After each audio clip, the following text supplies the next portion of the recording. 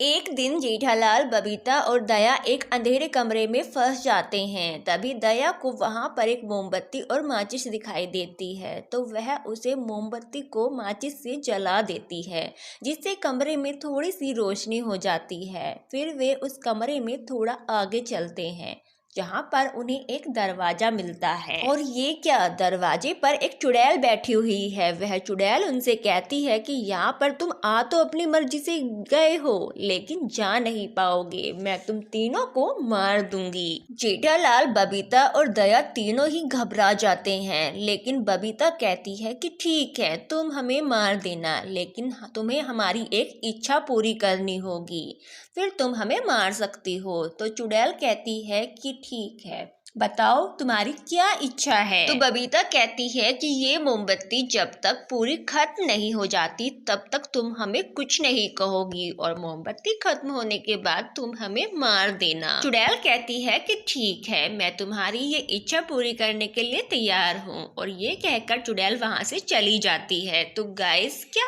आपको समझ आया कि बबीता ने उस चुड़ैल से ऐसा क्यों कहा, और क्या वो तीनों वहाँ से बच सकती हैं?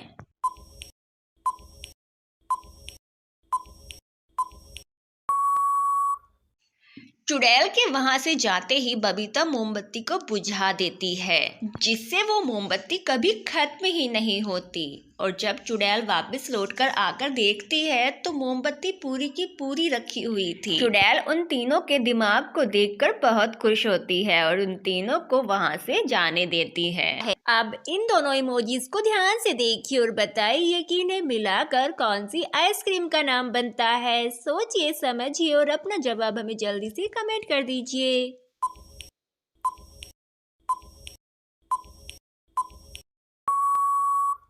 इसका सही जवाब होगा mango bar. It means mango bar ice cream.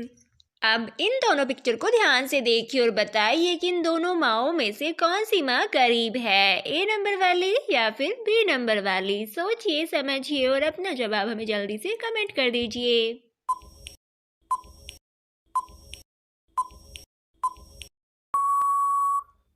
तो गाइस, मेरे विचार से तो बी नंबर वाली माँ ही गरीब है, क्योंकि उसका फ्रिज एकदम खाली पड़ा हुआ है।